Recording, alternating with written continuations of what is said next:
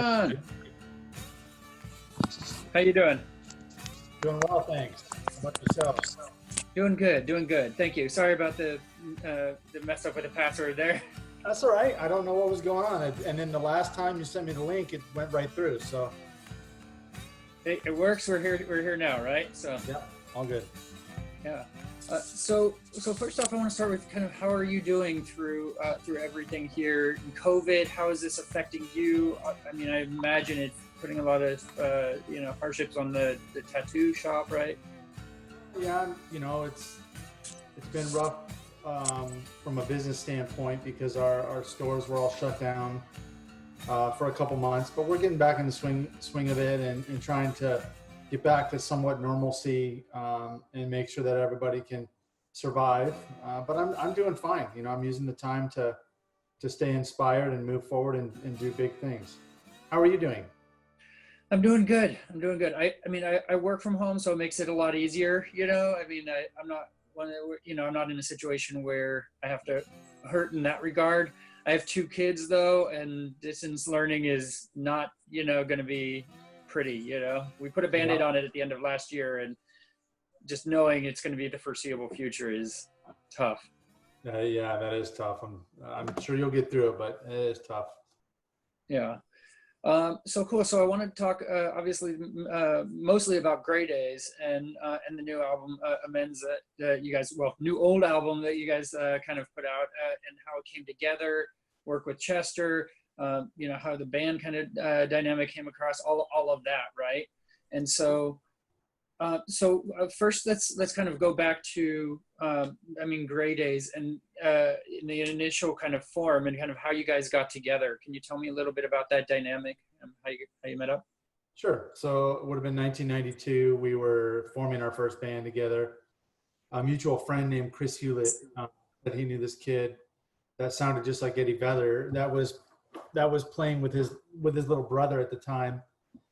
And he said we should try him out. So I said, sure, bring him down. And a couple of days later, he brought him down. And, Chester walks in. He's 15 at the time. I was 17.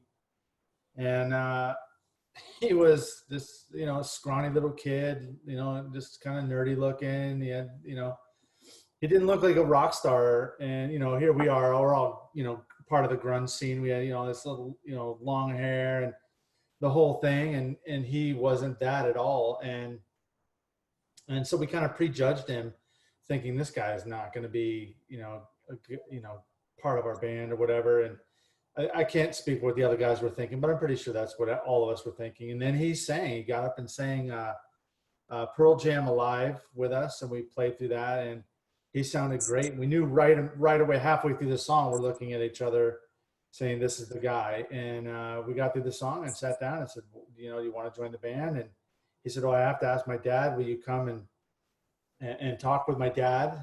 And I said, okay. So we got in the car and drove back to his house, and his dad was getting ready for work, and he was a police officer. So he's in his police uniform. It's kind of intimidating as a 17-year-old kid walking into some stranger's house. And then we sat there and convinced his father that, his son had a lot of talent and he should let him join our band. And he did, to his credit.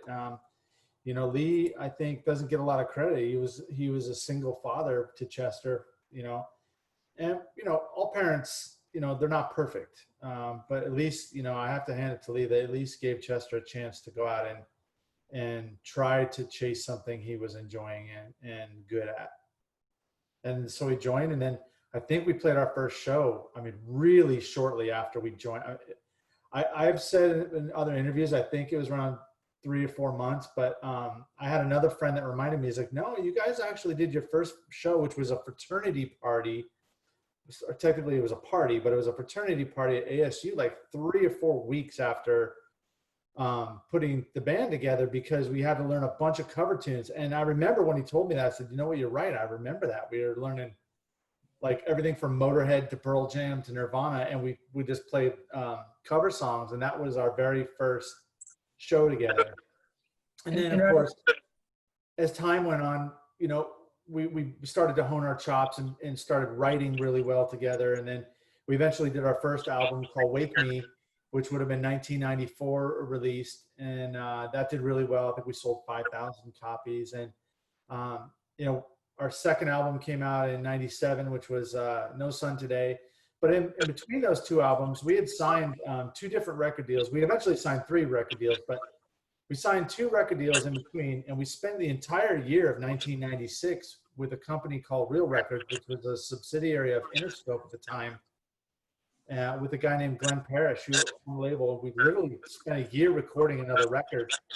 And the day the band went in to listen to the mixes, we were told the label lost its funding and we weren't going to get the record, which was really not cool of the label to not give us the music. But that put a lot of added stress on the band. But there is a whole nother album out there that we did that, you know, that hopefully someday will surface.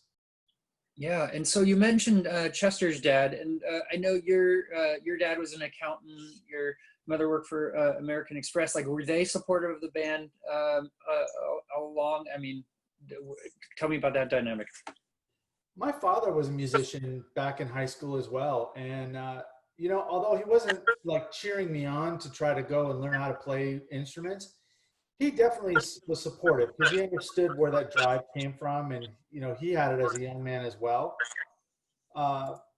My mom was supportive, but I would say actually that's one of the things I have to give my father credit was he did encourage me to play and do it for the sake of enjoying playing and not try to chase. You know, as a young man in that time period, we were all chasing those record deals and chasing playing bigger venues with bigger bands, and as we did that, you know, he would try to put my feet on the ground a little bit and say, you should really only be doing this if you're having fun, and the moment you're not having fun, stop.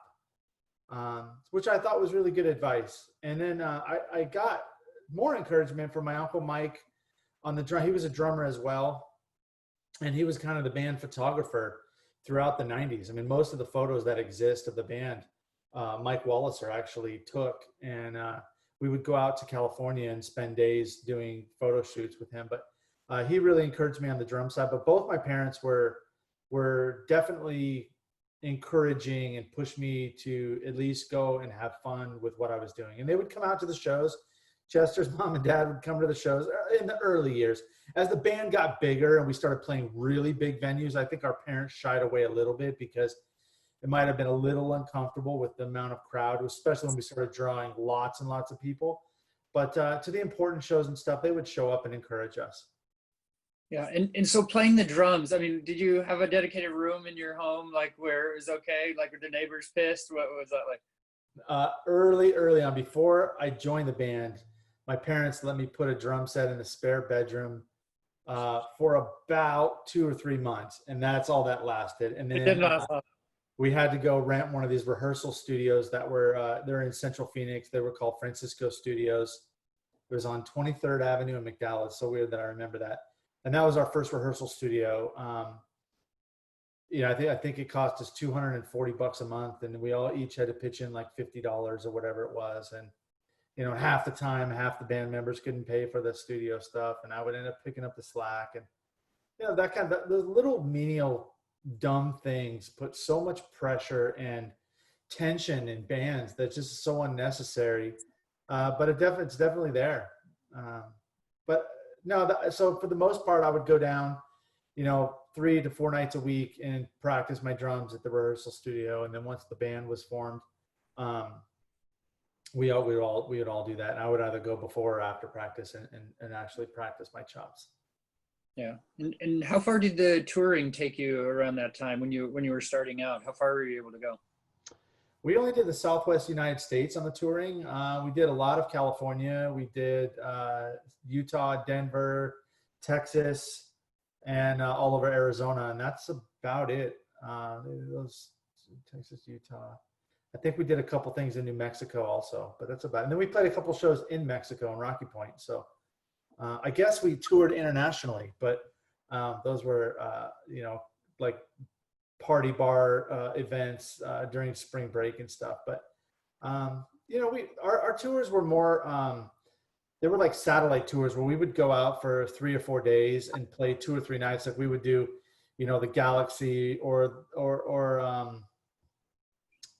or the Whiskey a Go Go or the Rainbow in LA. We would do two or three gigs there and then come back. Or we would do, the Gaslamp Quarter down in San Diego for a couple nights, and then maybe come up to Carlsbad and play there, or Riverside, and then come back to Arizona. So we would do just 2 or 3 nights at a time, and then because we were all self-funded, we weren't like on a big tour or anything like that. Yeah. And so as far as the albums that you guys made, you and Chester were the primary writers on the albums, right?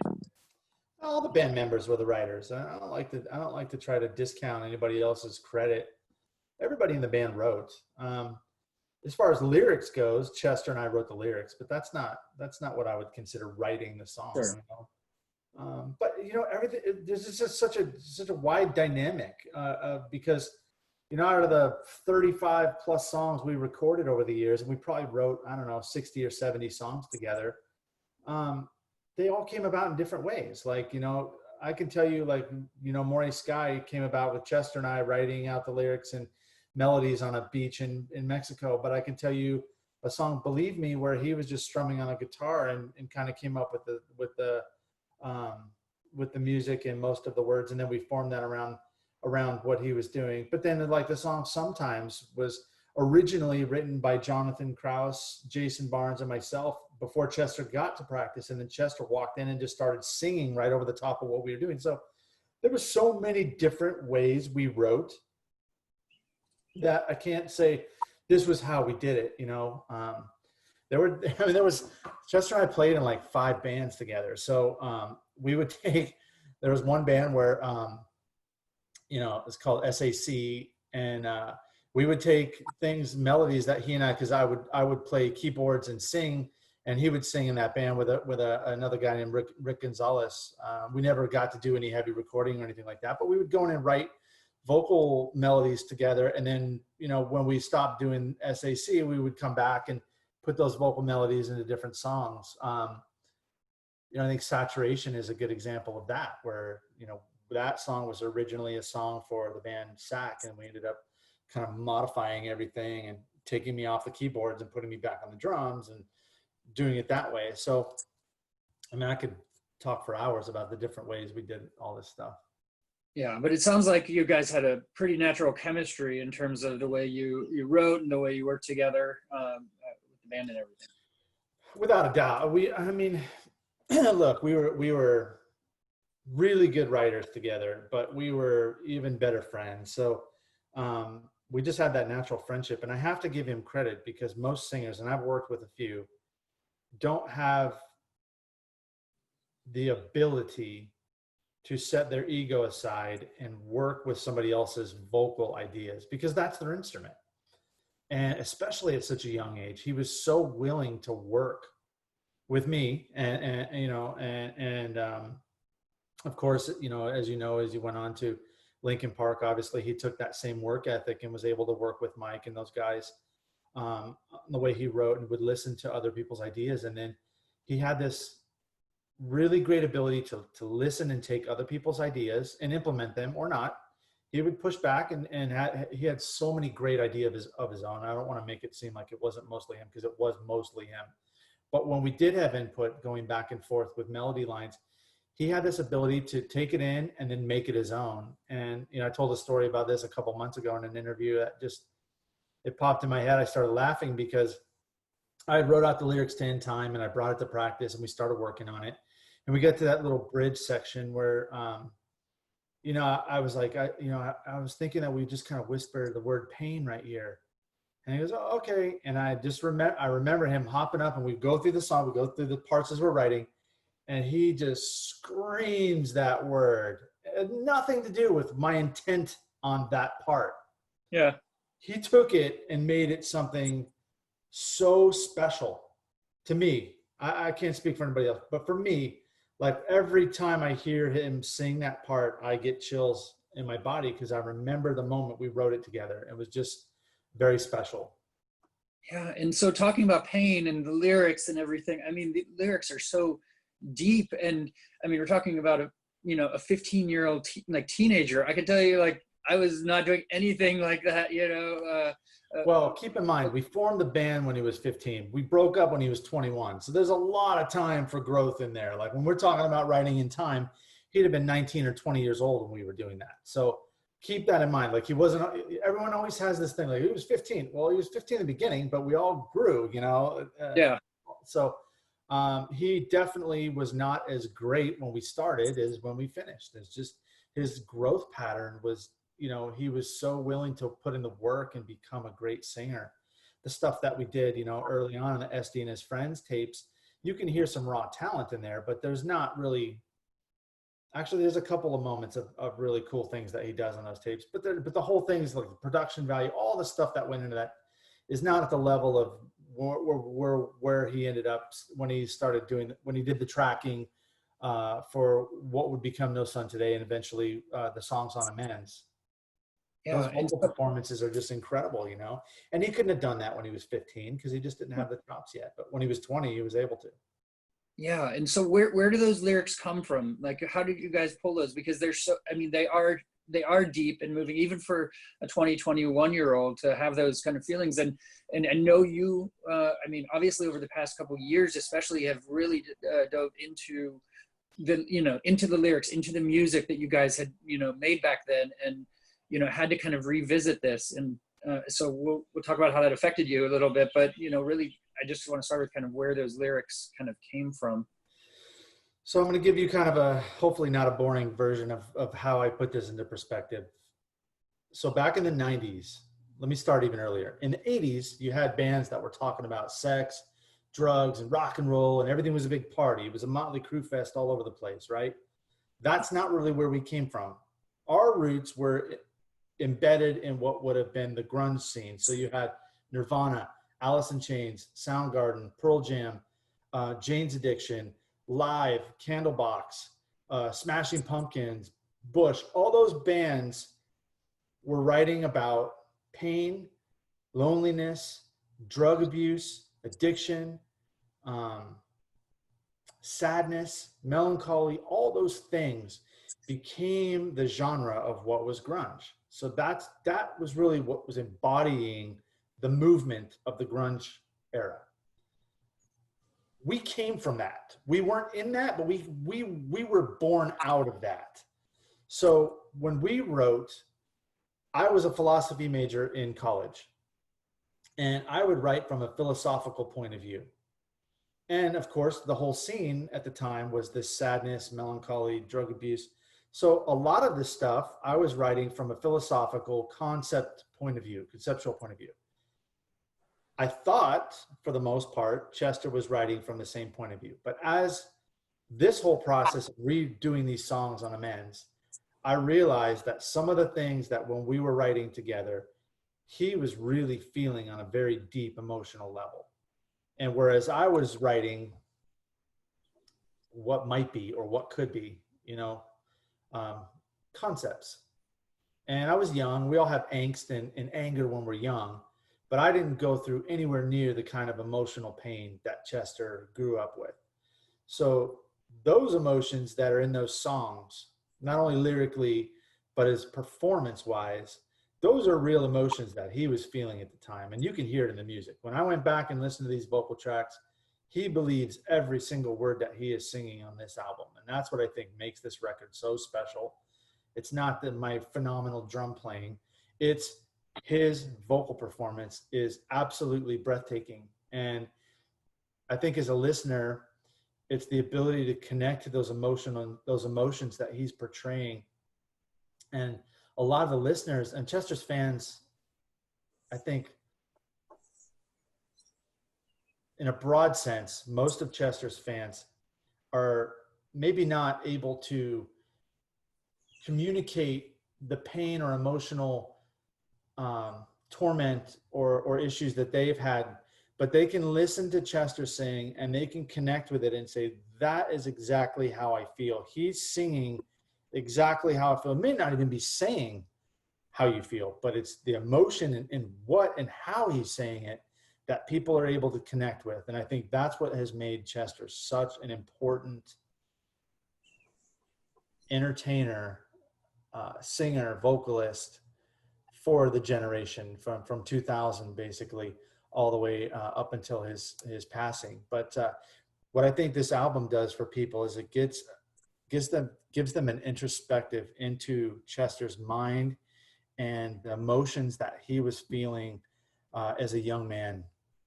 And I think a lot of people don't understand the timeline of this. You know, the last album that we did was like a year and a half.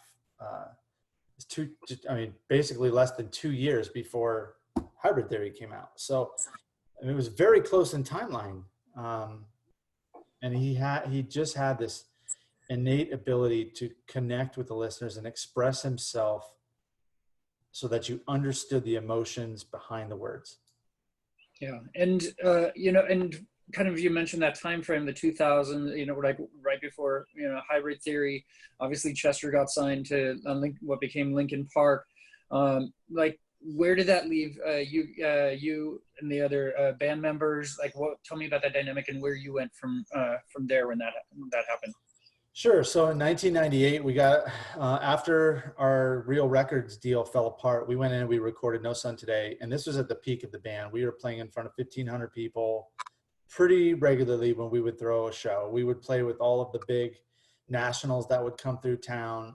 Candlebox would come through town, or Seven Mary Three, or even No Doubt. I mean, bands like that we were able to open for and grow the following, and we were getting regional radio play. And we signed a small production deal with Warner Brothers. It was a 4-song production deal. The weekend before we were supposed to go into the studio, we were supposed to go into the salt mine and record 4 of these tracks for them. We did a tune-up show. I don't really remember why we did a tune-up show, but we did a tune-up show at a place called the Big Fish Pub, which was one of our favorite little clubs to go and just fuck around in. And it was owned by our friend Donnie. You know, you could only put maybe 400 people in that place, but we packed it, and it was one of those things we did like as a friend. He was one of our friends, and we just did it as kind of, not, I don't want to say a favor, but we did it because we loved him, and it was a great place for us to tune up. We didn't have to promote the show. It was one of those just bangers. So the band had a lot of stress at the time. Mace, our bass player, was going through quite a lot of addiction issues, and he was really starting to blow off a lot of the things that were going on. Like, he wouldn't show up for loading the gear. He wouldn't take the gear home. He wouldn't show up for basically anything other than playing. He wouldn't show up for. And he would just start blowing us off, and it started to become very resentful between myself, Bobby, and Chester. And then that night, Mace didn't show up to load gear. He didn't show up for sound check. And about 15 minutes before we were going on stage, he rolls up on his motorcycle and jumps off. And it was the whole nother story that he went into that I don't want to get into on here, but it was pretty crazy. He had a big falling out with his roommates. We go up on stage. We have a horrible show. His roommates show up to the show, literally jump on stage and punch Mace in the face. He falls into the drum set. I mean, it was the most unprofessional moment I think we've ever had as a band. And it just culminated into a head right then. We went outside, and we just got into a big shouting match, and we're just shouting at each other and basically telling each other, fuck you, I don't need this, fuck you. And we basically all walked away that night. And it was something that we just couldn't repair. And Chester and I didn't talk for nearly 2 years after that. So when he went on, so one of the things that people don't realize too is that we had a really good lawyer named Scott Harrington out of LA, that he understood early on that Chester was very special. We were all good, but let's be honest, you're only as good as your singer. You can have a crappy drummer and have a great singer, and your band will do fine. If you have a great drummer and a crappy singer, you're going nowhere. It's just the way it works. Sure. So he understood that Chester was very special, and he said, look, I'm not going to let Chester fall into obscurity. So he was working with another guy, I think his name was Jeff Blue, out of LA. And Jeff was working with a band called Zero, and they asked Chester to do a demo. So Chester went in and recorded a couple of song demo and gave it to Scott. And Scott, of course, gave it to the band. They said they liked him. So he drove out there and then auditioned for them in person. And then, of course, he got the gig, and that became Hybrid Theory, which became Linkin Park. So Scott doesn't get a lot of credit, but without Scott, none of this would have happened. And, you know, I think Scott ended up even getting screwed out of the being able to be the attorney on the deal they ended up did signing. But he was a good guy, and he really cared about Chester, and actually tried to put him in the right direction. I think that was really cool that he did that. And then I went on to another band called Waterface. Bobby and I formed the band, and we ended up getting another deal through EMI, and released our record the same month that Hybrid Theory came out, which was really weird. And then our first show of the tour, the Rock the Vote tour, was with Linkin Park. So it was really weird.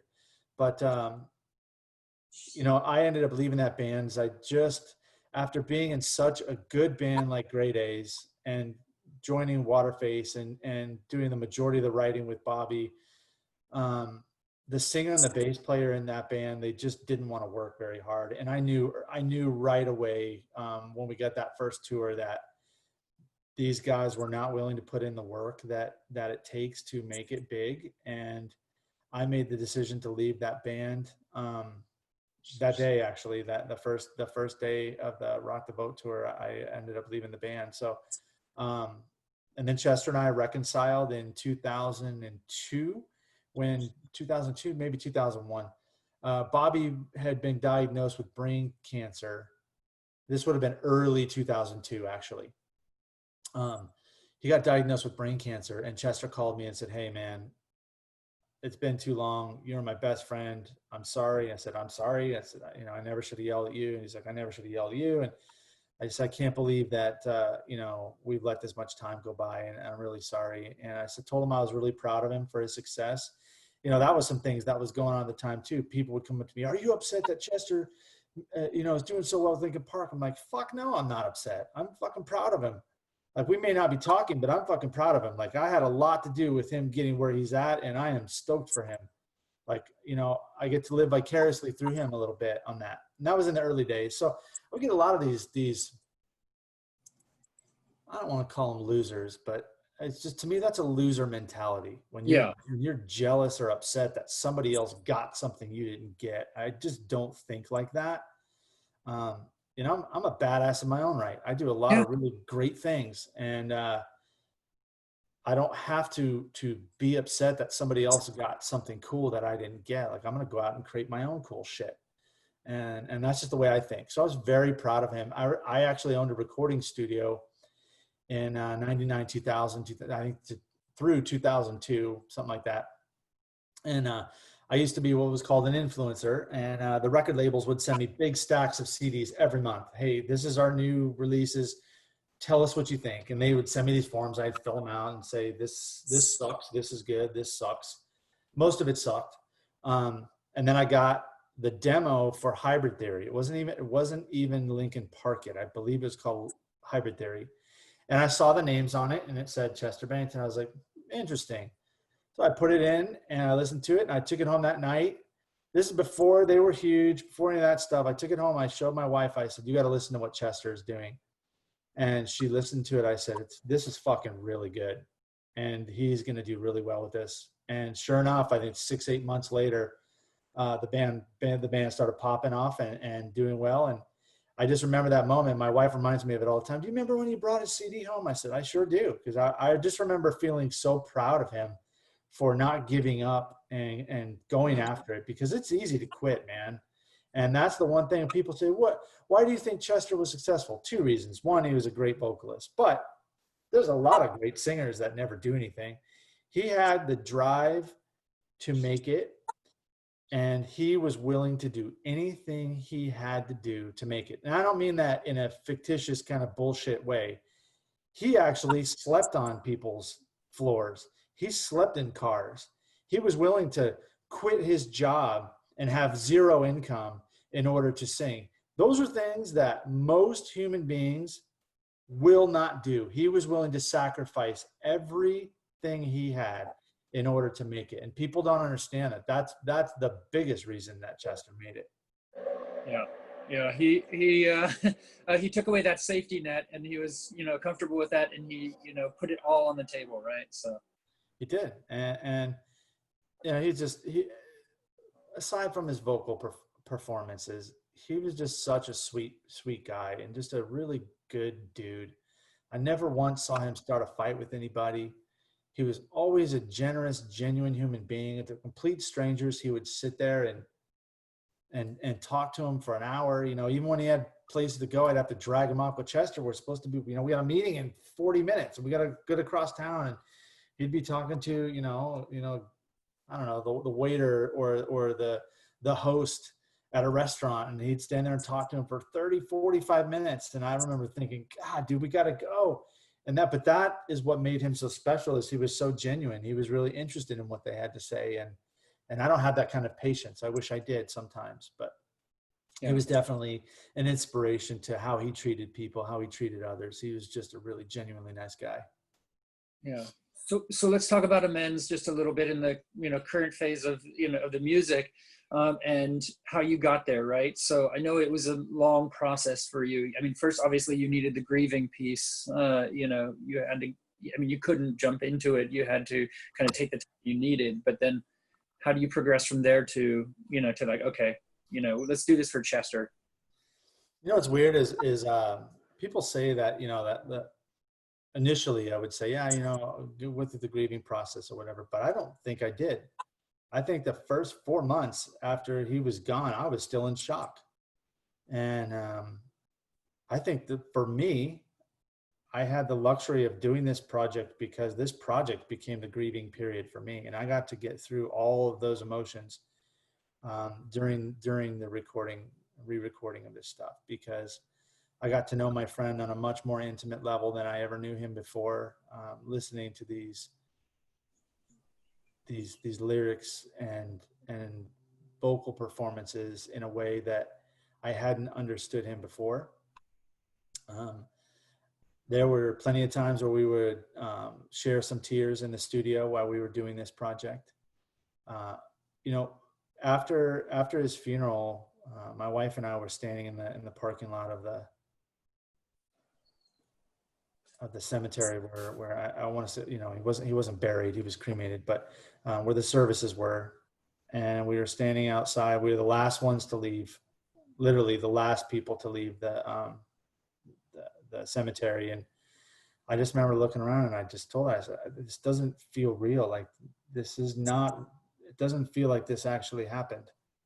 And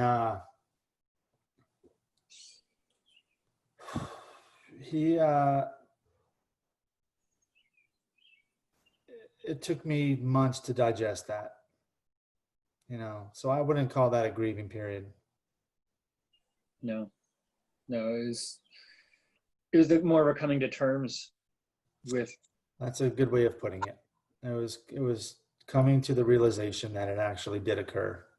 And, like I said, for months there, I would pick up my phone and start texting him or call him. And in the middle of what I was doing, I'm like, what am I doing? Like, it doesn't make any sense, but it was just out of habit. So I think it just took months to kind of realize it actually happened. And then I'm very thankful to have gotten to do this project, because for me, it really did become the grieving process of losing him. Yeah. And so as you went in and you approached the music, and like, tell me kind of your methodology, like what was your, how did you attack this, this album? So I'll back up a little bit. Back in 2016, Chester and I decided to put the band back together. He called me, and we would talk all the time. We were business partners. For those that don't know that, we own a couple companies together, and we played in some side projects together, and we had toyed with putting Grey Daze back together several times over the years. And this time we were on the phone, and the timing just seemed to work out. And he said, for the next club tattoo party, I want to put Grey Daze back together. And I said, cool, I'm in. And so we started figuring out the logistics of that. And the more we started talking and getting through the concept of how we were going to do this, okay, what's your tour schedule? We were opening up new stores. What's my business commitments? All these other things. How are we going to do this? So we decided originally for July of 2017. And then we ended up pushing it back to September because we had some other stuff that we wanted to work on. Through those conversations, we said, look, we have like 35 songs here. We should go through and re-record these and put them out so we have a record as we start playing these shows. And once we came to that realization that we had so much material, I knew that I had the original master tapes from No Sun Today. So we started working with a producer named Sylvia Massey. We would go back and forth via email with Chester. This is while he was still alive. So we were working on 3 tracks. We were going back and forth with Jason was still going to be in the band. We would work with Sylvia on doing different guitar parts, restructuring stuff. We'd send it back to Chester. He'd say, I like this, I don't like this. Then he'd play me new songs on the phone. He'd say, hey, Sean, I wrote this. What do you think? It'd be cool if, if we put a heavy part here, we'll do this. So we go back and forth on the phone. And then as we started sending some of these, as we started polishing up some of the re-recording of those original 3 tracks with Sylvia, he and I just start going back and forth. We kind of need to modernize these things a little bit. They sound a little bit dated. They sound good. They're good songs. Some of them are great songs, but they sound a little dated. We need to try to modernize these. Let's maybe add some programming, a little bit of synthesizer, stuff like that in there. And that's where the idea of modernizing them came from. Then when Chester was going to get off the road, we were going to have him re-record his vocal tracks. That was the original focus, and then record the new songs and write and record the new songs that he had been writing as well. That's where it started. After he passed away, of course, it just got shelved and just, put on hold forever. And then a few months went by, and I woke up one day and I told my wife, I said, I'm going to finish this record. And she says, how? I said, I don't know. I really don't know. And I went to the rest of the band. They all they're all on board. I flew out and had lunch with Talinda, and she gave me her blessing, called Chester's mom, Susan, called Chester's dad, Lee, and got everyone's permission. They all loved me, and they all knew that I had good intentions with all this. So we kind of had to hit the reset button, and everything that we had been working on with Sylvia, we just scrapped. And we went into NRG and started working with Jay Baumgartner. And a mutual friend of Chester's named Renee Mata kind of connected me with Jay and some other people. And we decided working with several different producers. And what we did was we started with just the vocal track and said, what do we have here? And we broke it down and literally stripped all the music away and just listened to his vocals over and over again. And then maybe, did some structural changes here or there, made his vocal sound as perfect as we could, and then literally worked with the producers, and we rewrote every single song around his vocal track and really tried to make it about the vocal performance and the choruses and make everything about Chester, like almost like, not that we were doing a tribute album, but we're doing it in honor of him, and making sure that people understood that there was a whole other side to him that they maybe have never gotten to hear. And that's really how the whole thing started. Yeah. And so the album's been out a couple of weeks now, and how has the response been? Especially from Linkin Park fans, who I'm sure are very protective over Chester? It's been phenomenal. They love the music. They love hearing Chester in a different way. There's a couple things going on here. There's a few dynamics. You have Linkin Park fans, and then you have Chester fans. Some of the Linkin Park fans are very open to listening to Chester in a different way, and they love it, and then they give us great feedback. And then there's a small percentage that are just like, it's Linkin Park or nothing, which is fine. They can think that, but to me, it's not a mutually exclusive idea. Like, you can love the music that Chester wrote with Linkin Park, which I do. I'm very proud of everything that Chester did in Linkin Park. So it's not we're so much better than them. It doesn't work like that. Chester was a great singer. He played with a lot of projects. He played in Stone Temple Pilots. I was proud of him when he did that. He did Dead by Sunrise. I was proud of him when he did that. He played in Sack. He played in Grey Daze. He played in Bucket of Weenies. He played in Kings of Chaos. He played in a lot of projects he just loved to write. He loved to sing. If you ever knew him and you were around a group of people God forbid there would be a guitar sitting in the corner, because he was going to run and pick it up and start singing. It's just what he did. It was part of his nature. And to try to pin one band against the other, I just think it's stupid. It's very immature. And there's a couple of real dickheads over in Europe that they just badmouth us. Oh, these guys are trying to, bring in another singer and not, and try to pull it over our eyes. Like, fuck off. All that stuff is so fucking stupid. It's not at all how this shit went down. We did our best with what we had. I think we created something very special. I think these songs are absolutely great. And you can either like the music or you don't. But this whole fucking, we hate this guy because he's not Lincoln. Who cares? You guys are fucking grow up already, Yeah. It's well, I think it's a really great and powerful album, and I think that you did the music justice. I mean, you were able to kind of take it to where it should be, right? Where you guys had discussed and envisioned, progressing that music to, even without new vocals, you're able to. I think Chester would have been very proud of the way this record turned out. I think these songs are emotional. I think they're great. I think they're going to stand the test of time. I really do.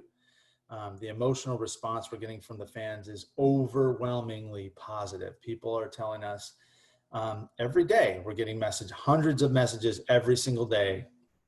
You saved my life. I was going to kill myself. This music saved me. This music, touches me. I understand exactly what he's talking about, this emotional pain he's going through. I get it. So it's weird. It's like people are connecting with their sadness and connecting with their emotional torment, and they're being okay with it. You know what I mean? Yeah. And even if you get one of those, I saved this life or what have you, talk them off the ledge. It makes it all worth it, right? Like, Sure. I mean, those were unexpected consequences, I guess, from doing this, because we get some people that send some really crazy messages too. And we try to interact with everybody we can and give them our time. And look, we know this album's not about us. It's not about how great is Sean or how great is Mace or how great is Kristen. We don't care. We don't need any of that. Look, I'm very successful in so many other areas of my life. I loved playing music with this man. We made this project 100% about Chester. And unfortunately, I have to be the mouthpiece for this project now because Chester's not here. But I'll take that role, and I'm fine with it. And I'll take any opportunity I can to talk about a man that I really loved and cared for. Yeah.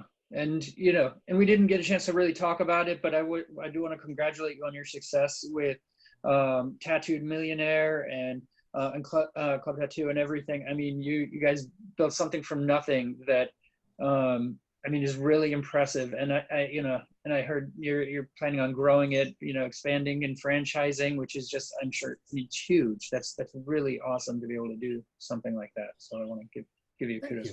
Thank you. That's another thing I miss about my friend was we did all these little businesses together. I don't think a lot of people know that. We owned Club Tattoo together. We did our VSL clothing line together. We did a lot of other things. We did real estate. We did a lot of really cool things together. And I miss him on that level because he was so fun to work with. We had a lot of good times. Yeah, I had the opportunity to talk to Chester once in like a press thing like 15 years ago or something. Like it was on a press call, and I don't know. I asked the most ridiculous question because I know you only get one, and I don't remember the answer, but just I remember afterwards being like, that was pretty cool. And what was the question? Oh, I don't know. I tell you, like it was a big long press call, and it was on that tour with My Chemical Romance and Taking Back Sunday, and you could ask one question. And so while I'm on hold or whatever, I build out this question like, with over so many millions of albums sold, with blah blah blah, how do you acknowledge? I don't know. It was the most ridiculous, long-winded question that is like, I don't even know how you answer it, but I'll have to go back and dig up that tape at some point. But I'm sure it was a creative and funny answer. I'm sure it was. He's like, yes, it's been wonderful or something, But it was, it was pretty cool, and it was a big loss when obviously a tragic thing happened on everybody, but you felt it really personally, and I want to thank you for taking the time to talk through this because I discovered this album and I was like, man, to talk to you and hear this story, I mean, just it's amazing personal story, and that's what I love doing here on Concert Pipeline. So I have a question for you. Hit it. What's your favorite song on the record and why? Oh man, well, I would have to say that I haven't memorized it all, so it's kind of putting me on the spot a little bit. But the lyric that you guys hit, if I had a second chance, I'd make amends, only to find myself losing in the end. Just like, it has so much power to it. And I've thought about that a number of times since we've been communicating, and just like it, how it all ties everything together that happened and is like foreshadowing, and and the line in the end ties into Linkin Park. In the end, it doesn't even matter, and I'm just thinking about this in all different levels, and I hear just all the emotions. So I can't really say a favorite song off the top of my head, but I feel the power of the album as a whole, and the emotion. And I think about you and kind of putting yourself in this space and going through this in such intricate detail. And I'm just insanely impressed at your ability to do that. Thank you. Thank you. Well, I mean, honestly, it's all wrapped around Chester's talent, not mine. So it was a pleasure to be here, and I appreciate your time. Thanks for having me. I appreciate yours as well, Sean. So thank you. And good luck with everything as it moves forward. And I do hear as well, we might be getting another album, that might be a possibility with some of the old stuff. It's going to happen. We have enough material, and we left some really great songs on the table for that second record. So maybe even a third, you never know. But we've got enough material, and as long as the fans seem to be enjoying it, and they seem to be, so we'll go back in a few months and start on the second one. I need a break for a minute, though. Yeah, you got it. You got the time. So it's so funny because,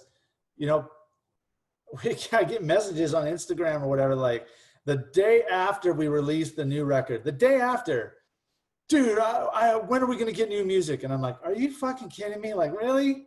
Like, yeah. I'm glad you're excited about that. So I'm not looking a gift horse in the mouth, but at the same time, like, wow, dude, we just spent 2.5 years doing this record, and it came out yesterday, and it's not enough for you. So it's the binge-worthy mentality, though, right? Like, you binge a show, you watch a season of a show in a day and a half or something, right? When is the season 4 of Ozark coming out? I got to get on that shit. And, and you're like, dude, it took us over a year to make this. It's like, we can't make it fast enough. It's, that's where we're at now. It's a compliment. Problems, though, so I'm not complaining, but they're good problems. But anyways, man, I appreciate you, and have a great day.